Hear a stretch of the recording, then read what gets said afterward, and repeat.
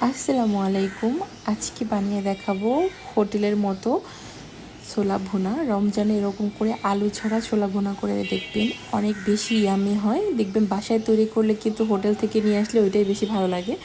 তো হোটেলের টেস্টে কীভাবে রান্না করবেন সেটাই দেখাবো। তো পুরো ভিডিওটা না টেনে দেখতে থাকুন। প্রথমে হচ্ছে আমি তেল দিয়ে নিয়েছি, আর এখানে তেজপাতা, দারচিনি আর হচ্ছে 3টা এলাচ দিয়েছি। ব্যাস, গরম মশলা শুধু এতটুকুই হবে। তারপর হচ্ছে এখানে রসুন আর পেঁয়াজ কুচি একসাথে করে রাখা, সেগুলো দিয়ে দিলাম। তো এই তো কিছুক্ষণ হচ্ছে পেঁয়াজটাকে আমি হালকা করে একটু ভালো করে ভেজে নেব। তো পেঁয়াজটা যখন এরকম হালকা ভাজা হয়ে যাবে, তারপর হচ্ছে এখানে আমি একটা বাটা মশলা দিলাম। এখানে আদা, রসুন, জিরা, ধনিয়া সব কিছু একসাথে পেস্ট করা, সেই মশলাটাই আমি খুব সামান্য পরিমাণে একটু দিয়ে দিলাম। দেওয়ার পর হচ্ছে পরিমাণ মতো পানি দিয়ে দিচ্ছি যাতে পুড়ে না যায়। এখন বাকি গুঁড়ো মশলাগুলো এক একে দিয়ে দেবো। প্রথমে হচ্ছে হলুদের গুঁড়া হাফ চামচের থেকেও কম দিয়েছি, লবণ স্বাদ মতো। তারপর হচ্ছে মরিচের গুঁড়া। ছোলাতে সবসময় মরিচের গুঁড়া একটু কম দেওয়ার চেষ্টা করবেন, যতটা ঝাল কম দিবেন তত ছোলা বেশি মজা হয়।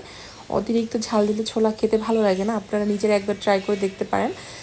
তো এই তো দেওয়ার পর হচ্ছে আমি যে ছোলাগুলো রেখেছিলাম, ছোলাগুলো হচ্ছে আমি আগে ভিজিয়ে ডিপে রেখে দিয়েছিলাম, সেটা বের করে পানি দিয়ে ওয়াশ করে নিয়েছি। এখন হচ্ছে সেই ছোলাটা দিয়ে দিলাম।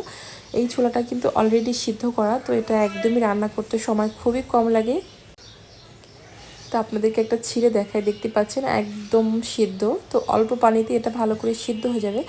তো আমি 2 থেকে 3 মিনিট এভাবে করে মশলার সাথে হচ্ছে ভালো করে ছোলাটাকে কষিয়ে নিয়েছি। এখন হচ্ছে পরিমাণ মতো পানি দিয়ে ঢাকটা বন্ধ করে এটাকে ভালো করে সিদ্ধ করে নেব। এই পর্যায়ে চুলার আঁচটা মিডিয়াম হাইয়ের মাঝামাঝি রেখে আমি পানিটাকে শুকিয়ে নিয়েছি। যখন এরকম পর্যায়ে পানি চলে আসবে, তখন হচ্ছে এখানে আমি বেসন নিয়েছি। এটাই হচ্ছে সেই সিক্রেট মশলা আর কি, মানে বেসনটা।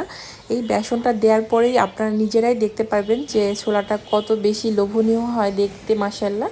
একবার হলো এই রমজানে বাসায় একদিনের জন্য হলো ট্রাই করবেন এই রেসিপিটা। তো আমি ভালো করে দেওয়ার সাথে সাথে হচ্ছে নাড়া দিবেন, না হলে কিন্তু লেগে যাবার সম্ভাবনা থাকে। তো দেখতে পাচ্ছেন এটা কিন্তু আঠালো আঠালো চলে আসছে। মুড়ি দিয়ে খাবার জন্য এরকম ছোলা রান্না করলে বেস্ট লাগে। তো আমার ভিডিওগুলো আপনাদের কেমন লাগে অবশ্যই কমেন্ট করে জানাবেন। আর এই ভিডিওটা ফেসবুক থেকে দেখছেন না ইউটিউব থেকে দেখছেন, সেটাও কমেন্ট করে জানাবেন। তো ধন্যবাদ সবাইকে। আবার নতুন কোনো রেসিপি নিয়ে চলে আসবো।